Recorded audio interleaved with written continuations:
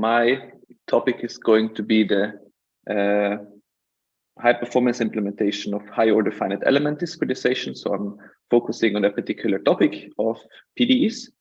And I would like to start with a few applications that I've been active in and try to convince you that the approach we're choosing is interesting and helpful.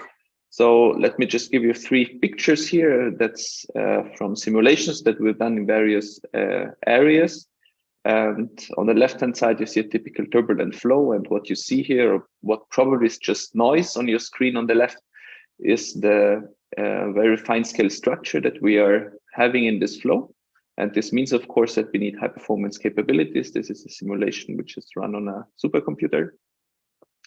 In the middle, you see a part of the human lung. So what you see in the upper part of the figure is that this is some airways where we have air going through, and then it splits up into small structures. And again, this is a typical problem that we want to solve in the order of understanding of what happens in various scenarios.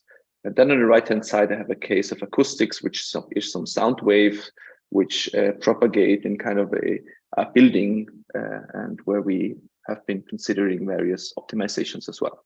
And all of these applications have in common that we are interested in solving them efficiently and using the available hardware to a good extent.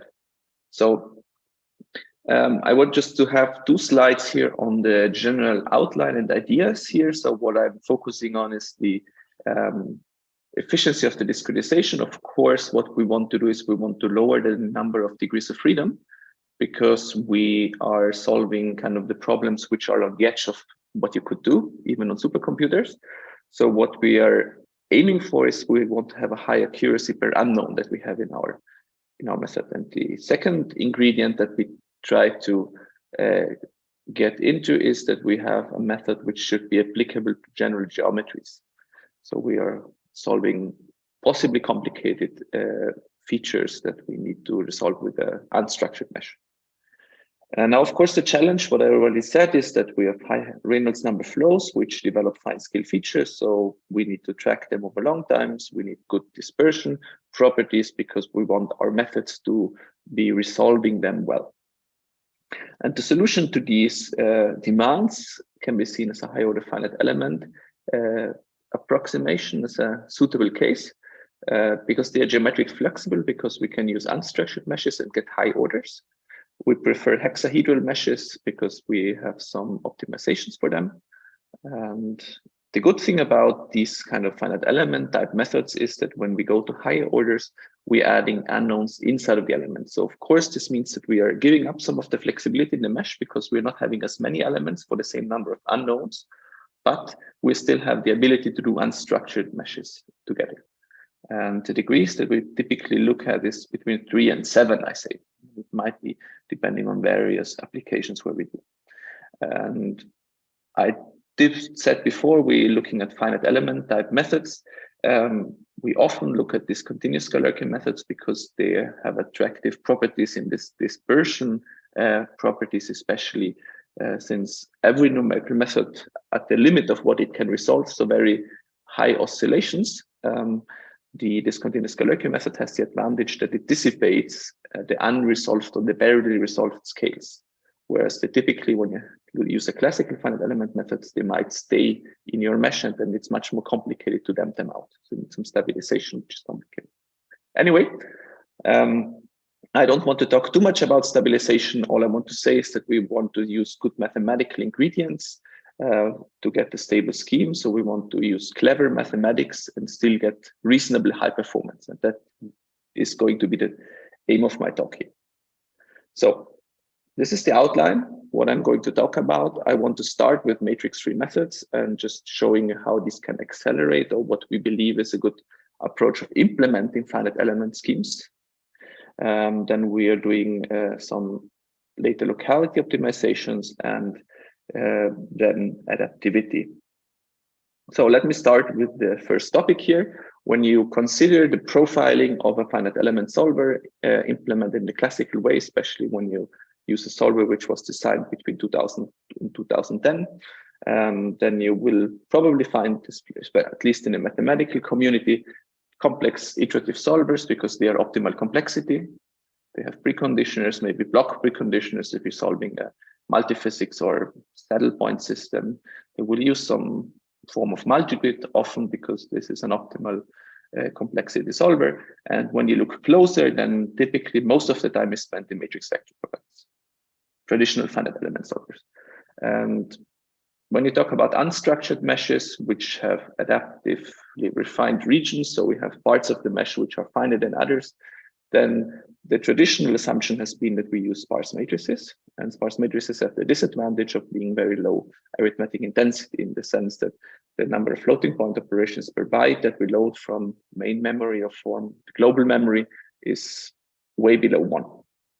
And this means that on a modern machine, which can do around 10 flops per byte, we are going to reach maybe 1 or 2% of the arithmetic peak.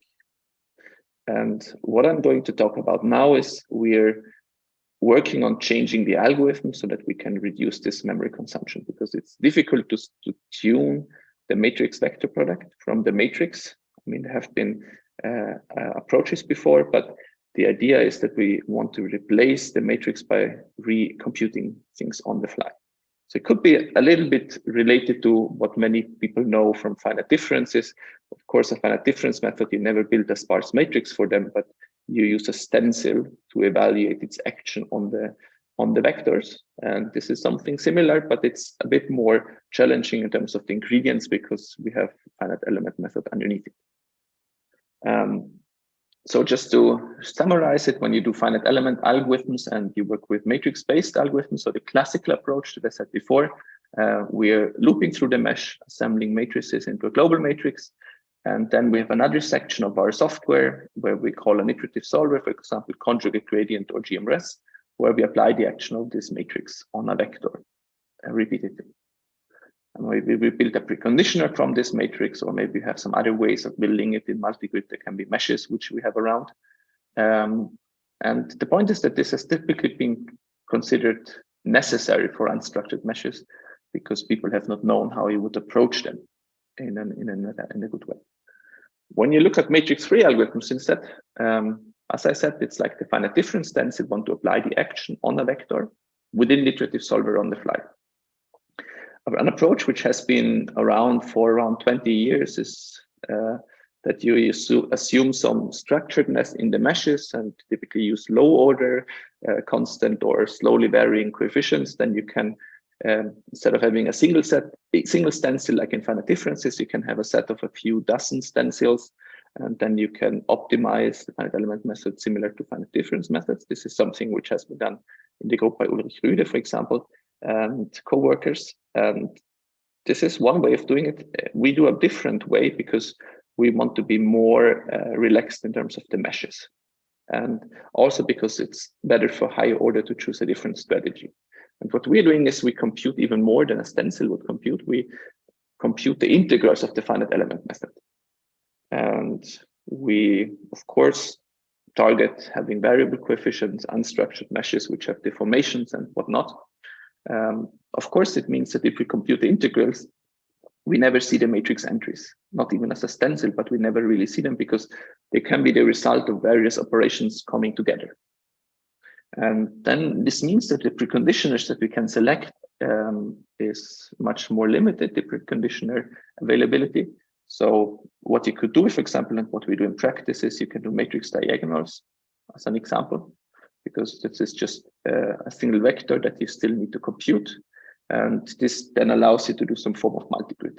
And I will show you some results in the end of my talk.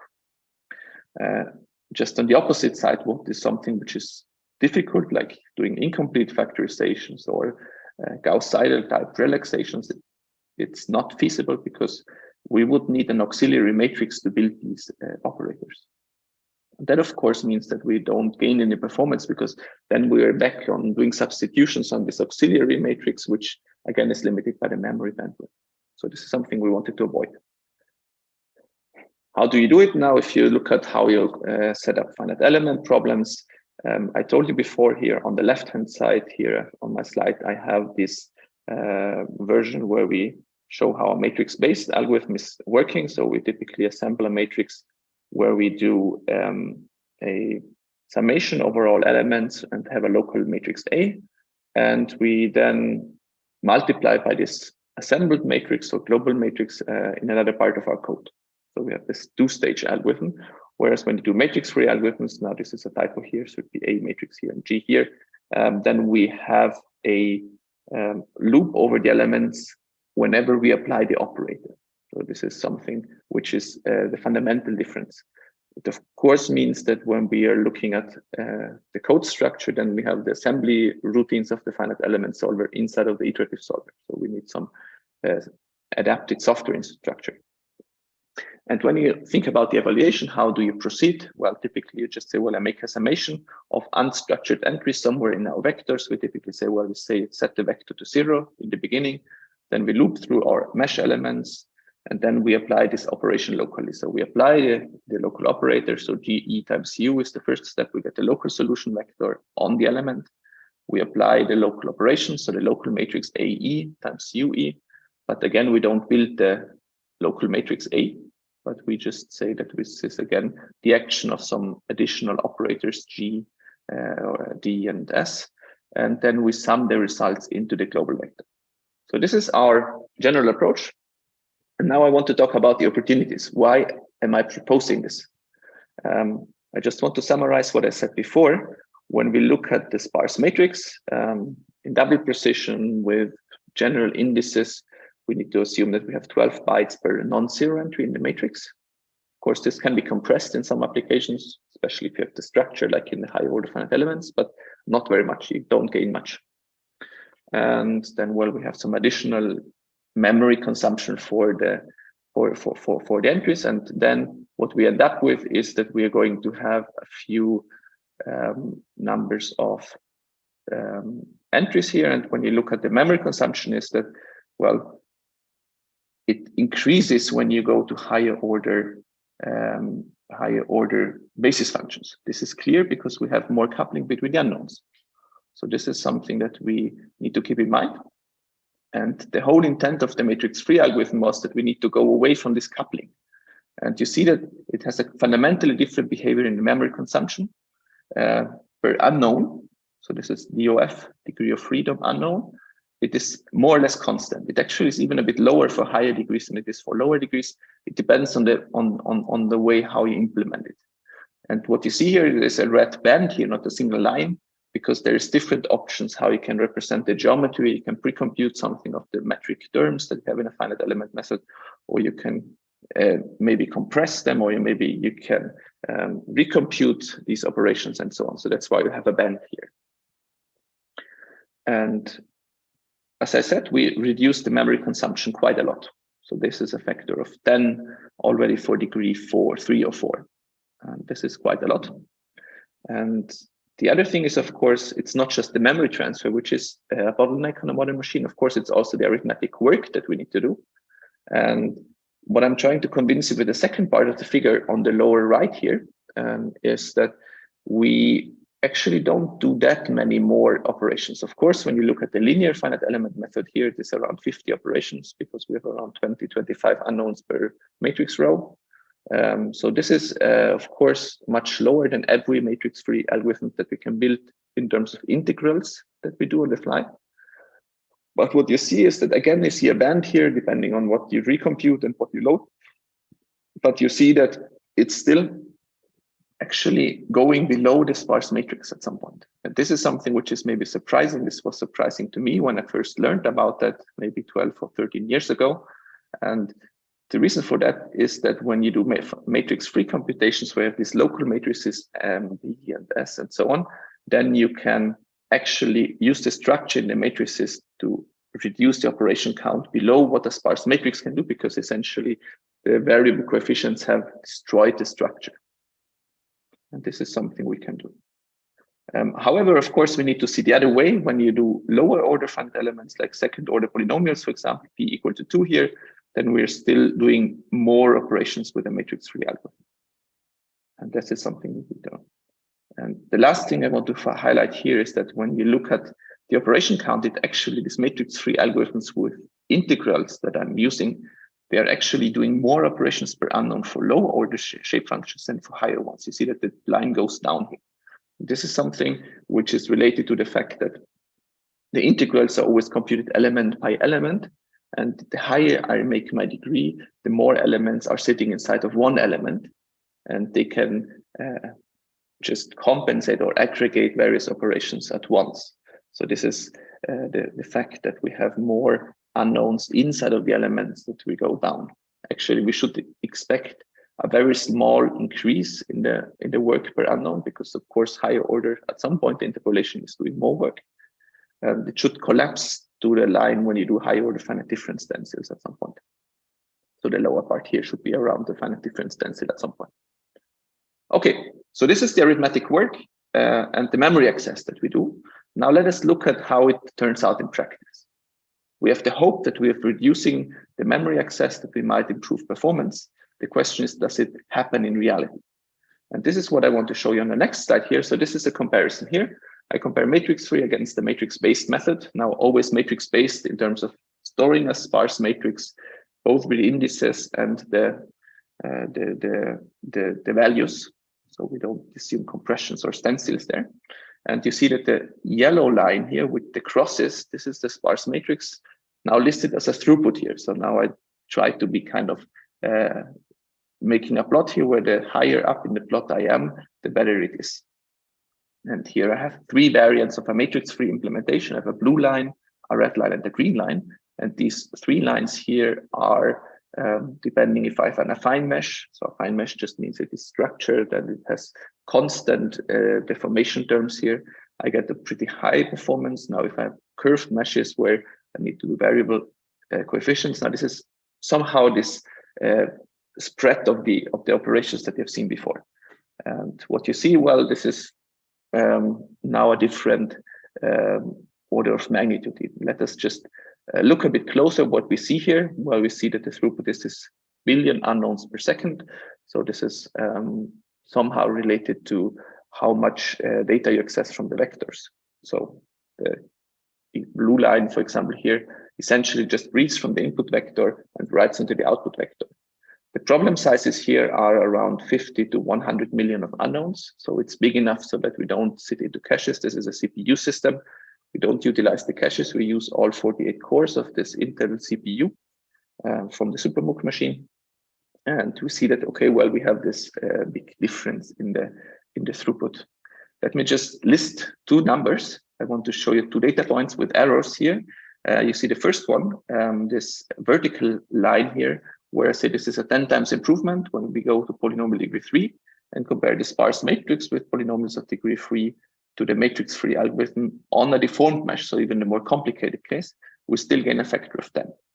And this can be more or less explained by the fact that the line here, so the data point here in the red area compared to the data point up here, when you do some optimizations, you're a factor of 10 apart.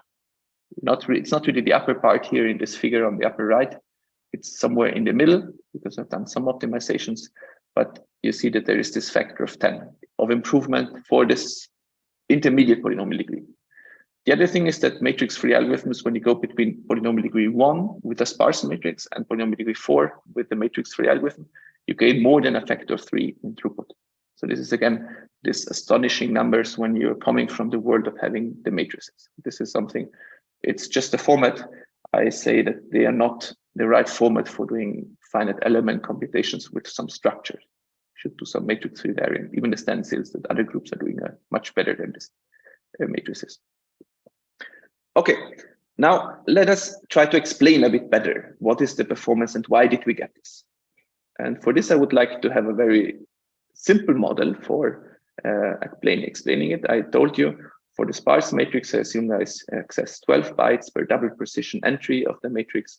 I'm loading the source vector once, I'm storing the result once, and that's it.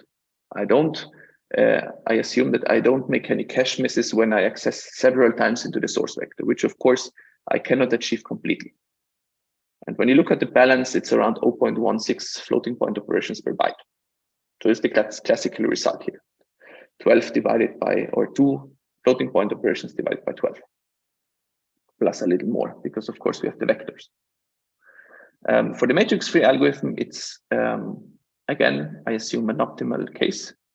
I access the memory only once from the source, and I store once into the destination.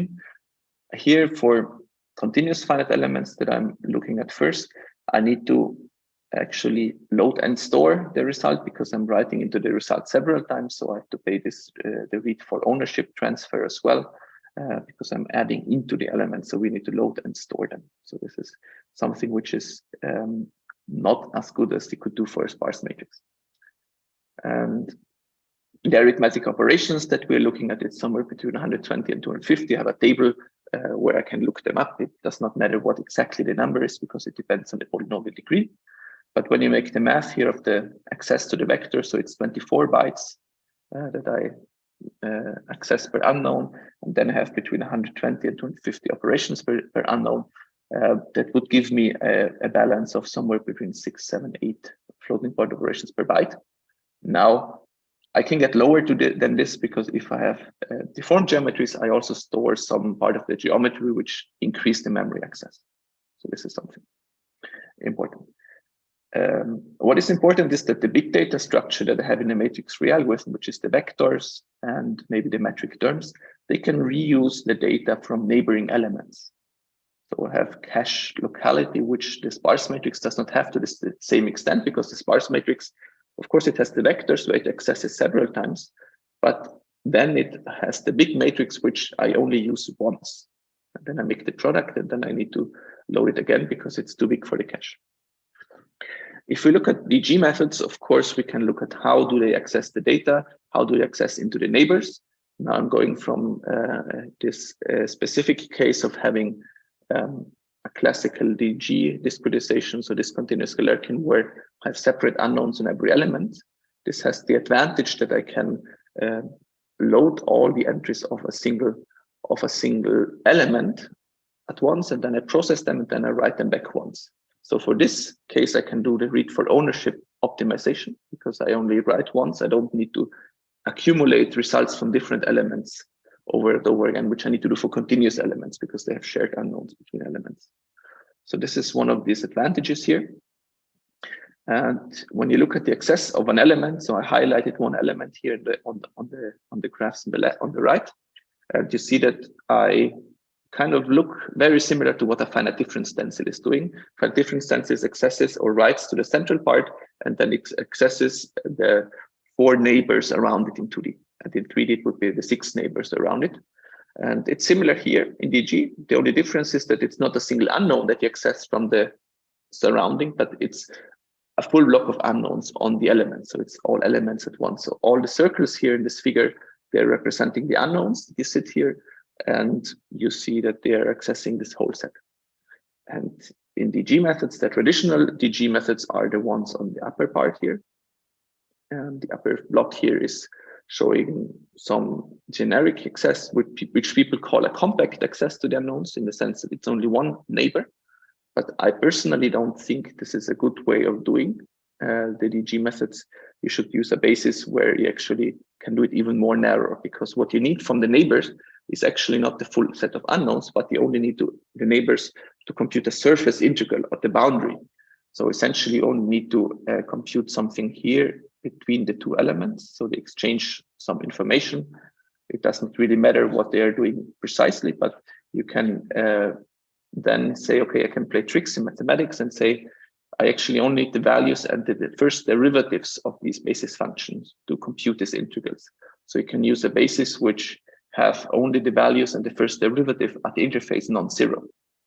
This is the typical case of Hermite polynomials. Maybe some of you have heard about them, and they have the advantage in terms of data access. So I don't use them for mathematical properties. Maybe you've heard them in the context of doing higher order continuity in finite elements. It's not for this purpose. I only do it for data access. And the motivation is that, okay, I do it this way. What you see here, I have a few numbers on this slide. The classical way has minimized the number of arithmetic operations. You see that they are doing between 170 and 200 floating point operations per unknown. Whereas if I do the Hermite functions, I need to do a bit more, because I have some more complicated interpolation operations that I need to do. But I use a more narrow stencil, or more compact, as I would like to call it. And because you see that there is only 2 layers of the unknowns within the element that I need to access, and not the full element. And now, in this case, for polynomial degree 5, I reduce the neighboring access by a factor of 3. And this second choice actually gives better performance. So it does more operations, but it gives better performance. Let me show you the result here. So this is, again, the throughput that I put on the vertical axis, at least in the middle and the right plots here. And you see that the spectral case, so this would be choice 1. The red curve is the spectral case, the choice 1, which does less operations. The throughput, you see it from them. It is for very low degrees, degree 1, it's actually a bit higher, because then I don't make any optimizations, of course, because degree 1 just means I only have 2 layers in the neighbor, so there is nothing to gain here. And then I'm just doing more operations, but already for polynomial degree 3, I gain a little bit. And for polynomial degree 4 and 5, I gain more. And interestingly is that when you do OpenMP parallelization, so single node OpenMP parallelization, there is a medium-sized gap, you could say, between the two. Whereas if I'm doing MPI, I'm actually gaining more, because, well, what happens in MPI, you have the domain decomposition and the amount of data that you need to access for doing the send, so the pack unpack operations that you need to do. In the case of the Hermite kind basis, the more compact one, I need to send a factor of 3 less data around. And actually the MPI performance, you see that it's a bit lower in both cases, but the gap between the two is caused by the memory access of the send and receive operations. So this is really, again, you see that the optimization level is so high that you actually see the MPI send and receive commands. It's not a latency topic here, because I'm running with 50 million unknowns. There is enough to saturate the machine. It's not latency, it's memory bandwidth, just the MPI exchange. And I shown you I get higher performance with my matrix-free algorithm. On the left panel here of the plots here, I actually show the arithmetic performance that I measure. So the arithmetic gigaflops per second. And you see that the reason why is the blue curve, the Hermite kind of basis functions, why are they giving me better performance? Well, I kind of doing a simpler data access, so I can do more arithmetic operations. You actually see that the gigaflops per second is higher. So I'm doing more arithmetic work, but it's easily compensated by the machine because it has excessive work. It's not the memory, it's not the arithmetic work, which is the limit here, it's actually the memory access. We can quantify this a bit more. We did a roofline analysis of this plot here. Now, just to summarize, we did the arithmetic operations to reduce the work and so on. And you see that now we're arriving somewhere in the middle, actually, in the roofline plot here, depending if we have curved geometries, which load more data, which is the crosses. They're a bit more to the left, between 1.5 and 5 flops per byte. If we're doing the circles and the diamonds, which are open, in those cases, I have this compressed geometry. I find meshes where I can have even less data access, and you see that I'm more limited by the computation, even though I should say that I'm not really at the instruction mix. If you only count multiplications, additions, and floating fused multiply add, then you would get this performance ceiling here, which I call instruction mix. Actually, I'm a bit below that because I need to do unstructured data access, so this gather operations, which have a lower throughput, and I did not put into this model. We could do a more advanced model where you see it. But to summarize the roofline, you see that I'm arriving far more to the right in the roofline plot than the sparse matrices, which are the blue squares in this plot here. They're far to the left, which have lower throughput. And that's, of course, now the big difference here that we gain. To finalize the discussion about the matrix vector products, I want to show you a comparison of different hardware. So I used the newest one. So I only look at the newer Intel ones. I mean, there's also AMD systems which are new, but I didn't include them here for not making the plots too bad. And you see here the Fritz cluster. So the one in Erlangen, we did some investigation here. So it has 2 times 36 cores, 250 watts of power. We have the Super Mukanji, the Platinum, which I used in many of the plots before, and then some older generation going back to 2008-9 architecture. And when you look at the throughput here, now on the left-hand side, you see the various architectures, and you see that the highest one is, of course, the newest. So the blue line is this Intel Ice Lake processor with 72 cores. So this is one node, and you see that it has the highest performance here. And then you have the Skylake, which is the one before, and then you have a gap to the Broadwell, which has a more narrow vectorization. On the Skylake and Ice Lake architecture, you see to some extent the memory bandwidth, not very much still, but on the prior architectures, it's mostly compute performance which matters. On the right of this plot here, I included energy efficiency. So I just used the same data as on the left-hand side, but then I just divided by the nominal power consumption. So I have some measured power consumptions later, but the nominal power consumption here, what you see on the right-hand side, it's again, of course, compensating that with progressing with new generations, we did not only increase the arithmetic capabilities by doing more cores or by the vectorization, but there's also an increase in the consumption of a single socket. But you still see that we gain quite a lot in performance. And especially you see this kind of the use of newer instruction sets. The Ice Lake is pretty disappointing, in my opinion, because it has a better manufacturing process, but it's not much better than the Skylake from before. Now, let me show you data locality. I want to focus on this plot here you see on the right-hand side.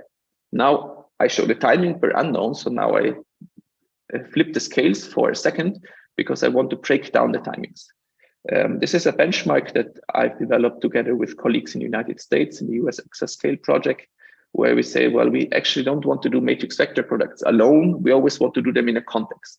And one of the contexts is we're doing conjugate gradient solvers, which are pretty simple, with a diagonal as a preconditioner. And here I do some specific version of the metric terms here, and I look at this performance on the AMD EPIC. So this is AMD Rome processor, not the newest generation, but 1.5 or 2 generations in the past. I think we get the new version in a few days. The bandwidth for this machine is 400 gigabytes per second. In theory, now if you measure it, what we could do on the machine is around 300 gigabytes per second. So this is what we base the numbers on. And what you see here, when you look on the right part of the plot here, where I have big sizes, for example, 100 millions of unknowns, what you see is that I break down the timings into different part of the conjugate gradient solvers. I have been educated, I think many in the audience here have been educated with a way of doing when you do conjugate gradients. There is 2 things which might be expensive. The one is the matrix vector product, of course, and the other one is the dot products. So this red part here in the plot. And the vector updates are basically for free. This is what I've learned 15, 20 years ago when I went to university and learned about the algorithms. And now we've tuned the matrix-free operations, so the matrix vector products, to an extent. When you look at this from the performance point of view, the matrix vector product is not taking more than 1/3 of the overall compute time. So this is from the breakdown what you see. And the vector updates, so AX plus Y kind of updates here, the orange part of the plot here, or the diagonal preconditioner, which is just a scaling of a vector. This is something which takes significant amount of time. I mean, of course, it's explained by the roofline model. We're pretty close to just copying the input to the output vector and having this determining the performance, where we actually have back factor 1.5 or 2 away because we still have some cache misses from the stencils when we go farther out. But we see that we have a good approximation to them. Okay, so now we have this problem. We are spending a lot of time in vector updates. And of course, then the question that we posed next was, is there a way to improve this? Or maybe before we improve it, we actually look at different architectures. The AMD system that you saw before, this is the one I show you now in the middle of the plot here. And now I'm looking on the left on the Intel Skylake architecture. So it's another CPU architecture. And on the right, we look at the Fujitsu A64FX chip, so the one from Fugaku. And you see that the one from Fujitsu chip has a very different balance. It does not have this effect. Actually, you see that there is a cache effect in the middle. When you're working from caches, what I said from what I learned is actually true. the matrix vector product is dominating and everything else is pretty cheap. Whereas in the Fujitsu, it is not, because it has high bandwidth memory. So this is a very different architecture because it has much more memory bandwidth, but the arithmetic capabilities are not as good. Or maybe I should say they maybe are better, but it's very difficult to utilize because they have higher latency. It's not as wide issued, and it has other limitations. So it's pretty more, it's more challenging to get the performance on this architecture, also from the compute side. Okay, so you see that, but still on 2 of the 3 architectures, we see this problem. And the way we did this is we reformulated the conjugate gradient method with essentially 2 steps. One step is to say, well, we actually want to aggregate the vector access operations together so that we can use the loads between different steps. So this needs some mathematical reformulation. So it's some version of pipelining. Maybe you've heard about pipeline CG methods. This is not the classical pipeline one, but the one which has been actually rejected 35 years ago or 32 years ago when they developed them first, because it did not improve this communication to the same extent than the more modern pipeline versions. But what it does is it actually reduces the memory access to the minimal variant that you could do. And what we can do with this version here, you don't need to understand every single step in the formula. What I want to show you here, the white part in the middle, this is the matrix vector product. But what we can do here is we can group all the dot products, which is the red part, to after the matrix vector product. And then we do all the vector updates, including the preconditioner in this case, which is a diagonal matrix, to do before the matrix vector product. And with these 2 steps, we can actually do one more trick. We can say, well, we update the vectors, which are then used in the matrix vector product. So you see the P vector that you compute in the last line of the blue part. This is what gets into the matrix vector product A times P. And the trick to say is now, well, we compute the P, not the full vector at once, because then we would spill the caches, but we only compute a small section of it. So we compute a slice, which is big enough so that we can start computing the matrix vector product. And once we have consumed the first slice, we compute the next slice so that we can go on with the matrix vector product. So this means that it boils down to actually doing a data dependency analysis in finite element methods. Now here I have a very short figure here. The red part is the part that I've already finished working on. The blue part is what I still am having in the future. And then you have some black circles and squares and so on, which are in the process of being worked on. This is a continuous finite element solver, so you actually have to have some elements that you have already started accessing, but you have not finished working on. So there is some intermediate state here. So it's not easy what you need to recompute and cache, but we did the analysis. It's a bit of hand working, but the interesting thing you can do is when you know, okay, when do you start with a particular vector entry working on in the matrix vector product, and when do you stop? Then you have a gap in between. And the idea is that we don't just fuse the computation of what goes into the matrix vector product into the matrix vector product loop, but we also fuse the dot products that come afterwards into it. And the trick with that is that we could show that we have 87% of the vector entries that we only access once. So we have them accessed in the blue part and in the red part. And 13% of the vector we need to touch twice or more times. So this is a parallel computation with MPI. You do data exchange. Of course, you have somewhere to do the operations twice. You have some long range dependencies and so on. But most of the vector you can get around with touching only once. And it's not just a single vector, but it's actually 3 vectors of the conjugate gradient method, which are active, or 4 if you also count the X vector, which contains the solution. We did the analysis here. Here, what you see is the number of double variables that access. So PCG here, the preconditioned conjugate gradient, is the 16 entries that you touch from reading. And with the combinations, we go down to 5.7. In theory, I would go down to 4, but then I access some neighboring elements with a stencil, which I don't cache perfectly. And then I access some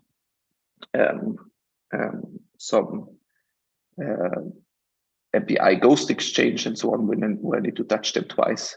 Then I also don't cache everyone, but you see here I'm pretty close to this factor 4. And this is a huge improvement. You see, this is almost a factor of 3 in reduced read access.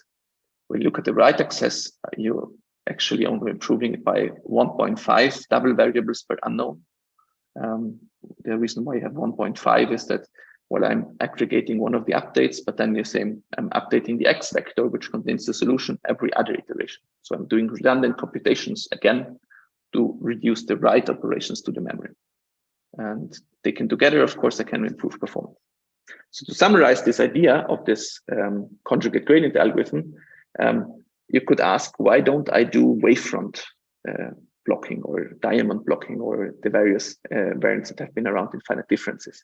We tried to do this with high order finite elements, but it didn't turn out to be successful for us. One reason is that in MPI with high order methods, you have pretty wide stencils, you have the full element, and then you have the next element that you also need to touch. So you need to send a lot of data from the surface, from going into the volume, so that it's actually getting slowed down by the MPI network, so the fabric of the cluster. This also has a memory access cost in terms of packing and unpacking things, but when we tested it with 3 steps merging together, we actually reduced the throughput by 20% rather than improving it. So for us, it didn't work. I think that's challenging to do for high order schemes in general, the wavefront. And in matrix-free methods with integration, it's even worse because you also destroy the data locality of the integrals inside of it, because it's not just the vectors which you need to keep in caches, but also some local integral results. Whereas we say, well, we interleave the operations, but only what comes within, before or after the matrix vector product. So we look at the vector operations instead. And of course, this also benefits from the matrix vector product not being completely limited by memory bandwidth. So you can squeeze in some memory access for free. Let us look at the performance. Again, I have a throughput number here. And this orange line with the crosses is the improved conjugate gradient algorithm, whereas the green line, which is below here, it's a factor of 2 slower. This is the classical one. You see that if I'm having small sizes where it fits into the cache, the improved algorithm is not really better. But when you have big sizes which don't fit into the cache, which is the more common case in my application field, then I'm gaining up to a factor of 2 in performance. And this is not just single node now, this is already scaled to 512 nodes. I also compared the pipeline conjugate gradient method with optimizations and the S-step conjugate gradient method with this power kernels. You see that they are also slower than the improved version that we developed, because they don't reduce the memory access to the same extent.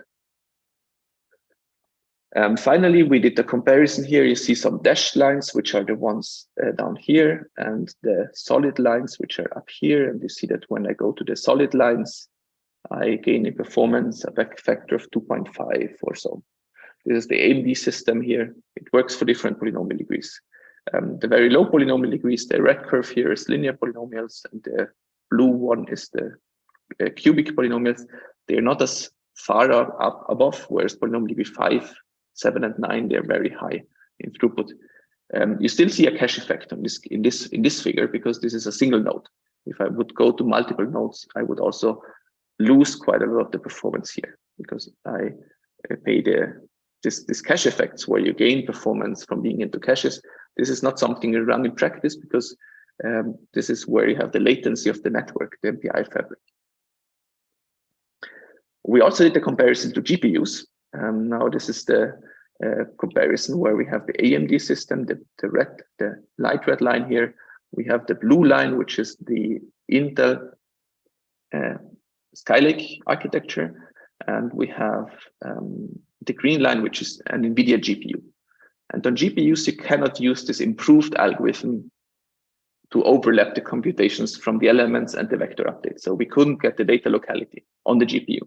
So even though the GPU has 900 gigabytes per second of memory bandwidth in theory, or 800 achievable, and the AMD system only has 400 gigabytes per second, then you see that with this improved algorithm, I am outperforming it by 20%. The reason is that I actually transfer less memory than I could do if I would implement it on a GPU. You see that the GPU is still improving. So the improved algorithm also helps on the GPU a little bit. So going from the solid squares to the empty squares, you still see a 15–20% improvement for the GPU, the V100 as well. The reason why the GPU improves is because of two things. I actually reduced the memory access for large problems by 2 vectors, I think still, because I don't update the X all the time and I do some other optimizations. And you also see it for intermediate sizes, you actually improve the performance even more because I reduced the number of kernel calls on the GPU. So here I benefit from being able to fuse everything into a single kernel instead. I also have the numbers for the A64FX, and then the A64FX, it's actually the opposite. I don't know why, but this overlap algorithm was pretty slow. It was slower than the dashed line on the A64FX because I don't think it works that well. Now, this memory optimizations that we did is not only relevant for conjugate gradients, it also works for Chebyshev. So this is smoother in multi-grid algorithms. When you do the vector operations in a naive way, you see here on the left of my plot here, the red part is the work operations on the vectors. The blue part is the matrix vector product. You see that it's about 25% the matrix vector product only. Everything else is just the vector operations.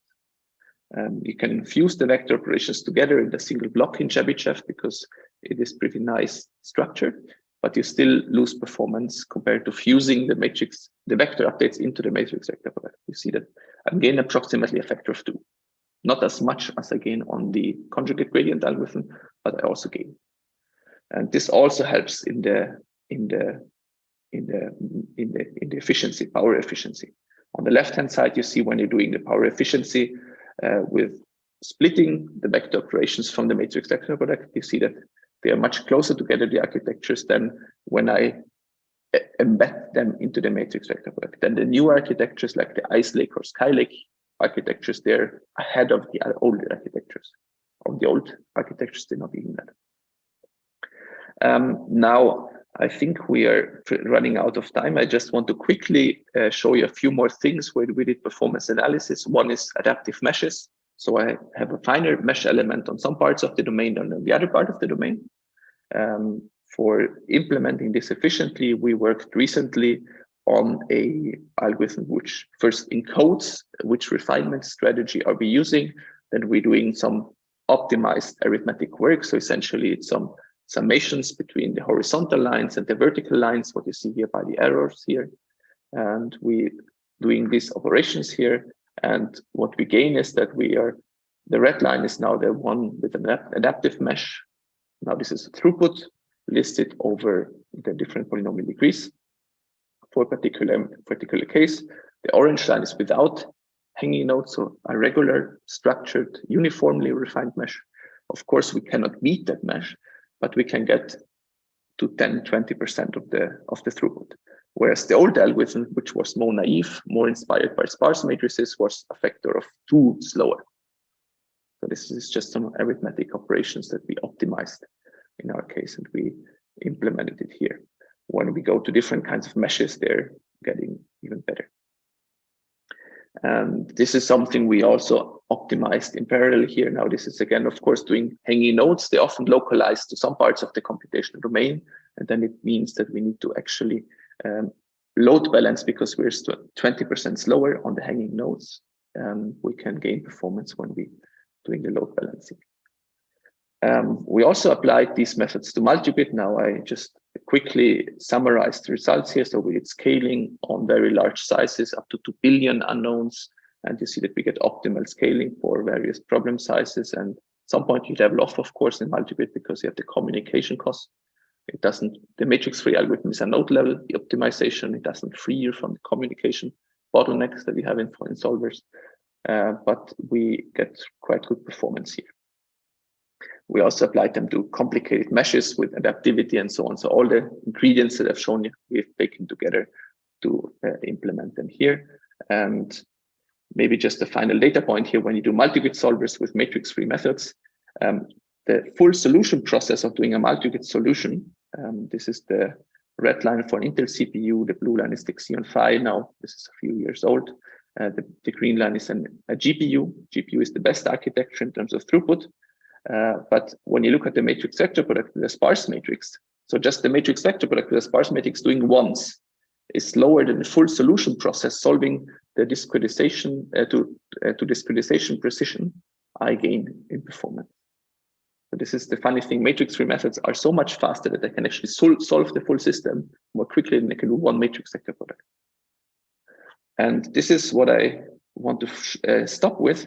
In applications in fluid dynamics, we were able to outperform many of the previous results by about a factor of 10 here. So this is not just taking into account how much throughput do we get, but actually how much accuracy can we get for a particular computational effort that we need to do. And we're outperforming them quite a lot because we have done this node level performance optimizations, of course, always with the target of doing the best mathematical ingredients to the problem. So making accurate simulations with as few unknowns as possible, as quickly as possible.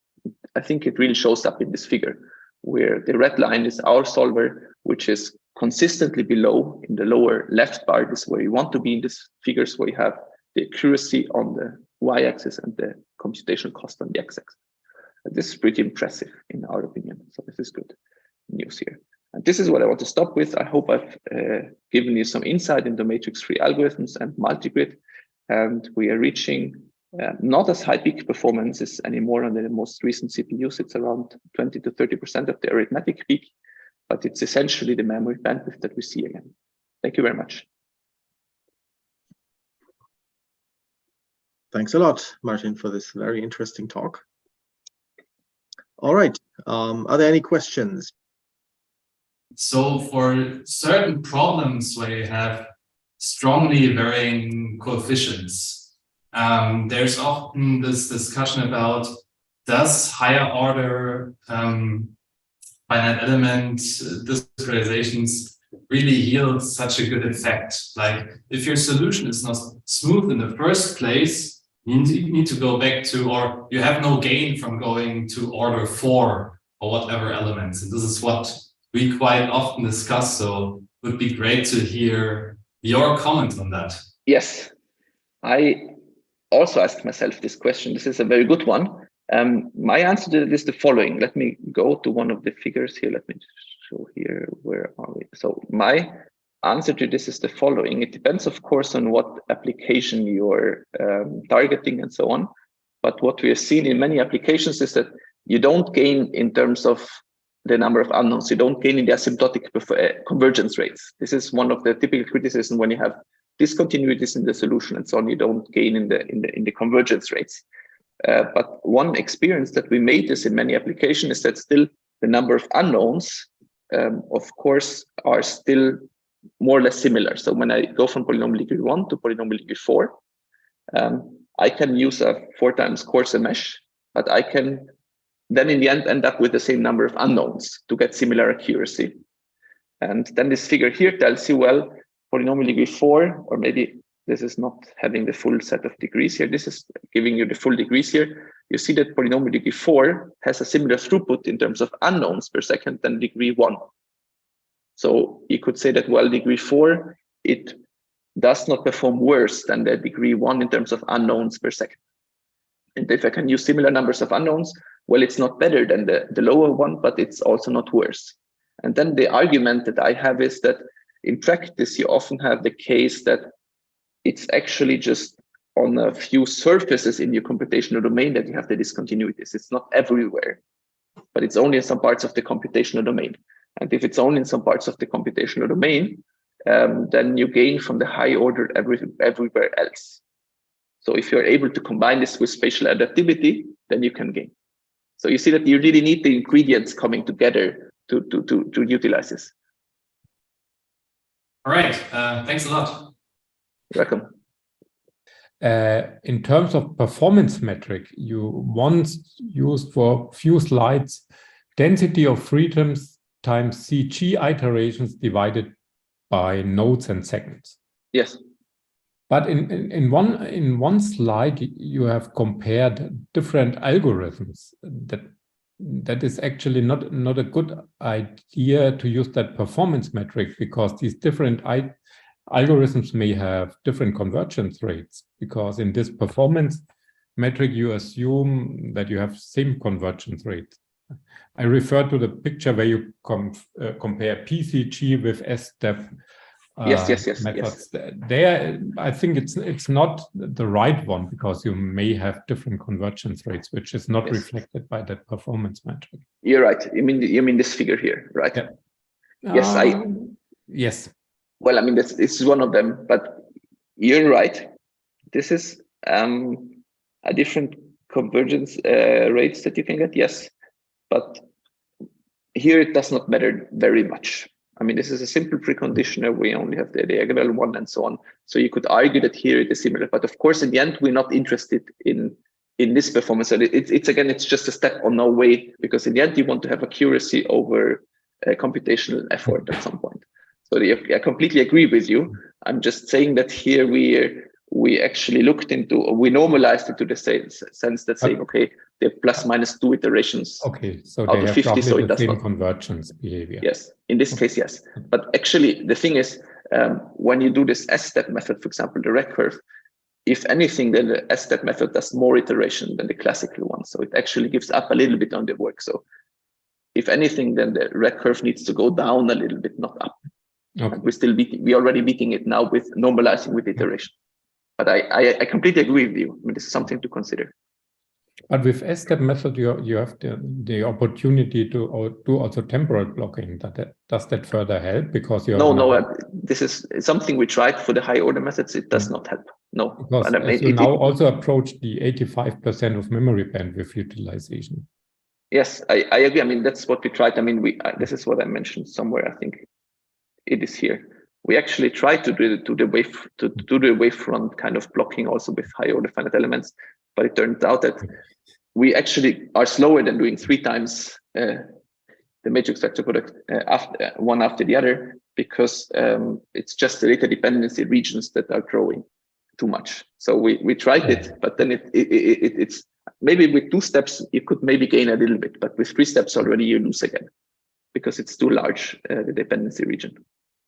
Actually, Christy from my group has done some work on matrix power kernels with storing the matrix, and there you get a substantial speed ups. I agree. I would definitely subscribe to that. Yes, I agree. But this is heavily memory bound, of course.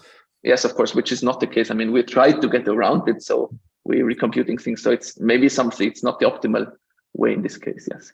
Okay. I have a question. Your data, for example, the roofline data and also the data you showed for A64FX suggests that for the higher intensity cases, the in-core execution efficiency plays a major role, right? Yes. Things like pipelining in the sense of instruction pipelining, SIMD utilization, stuff like that come into play. And on A64FX, it's more difficult to achieve than anywhere else, as we know. So, so first of all, my question here exactly for this slide is the instruction mix limit. How exactly did you get that? Did you look at the actual instructions in the kernel? And yes, well, I mean, some kind of upper limit for that? What we looked at, I mean, this is a simplified version in the sense that I only looked at arithmetic work, because we are having an algorithm which doesn't only do fused multiply adds, but it also has some spread out multiplications and addition, which already go down by a factor of 2. So I only count that one.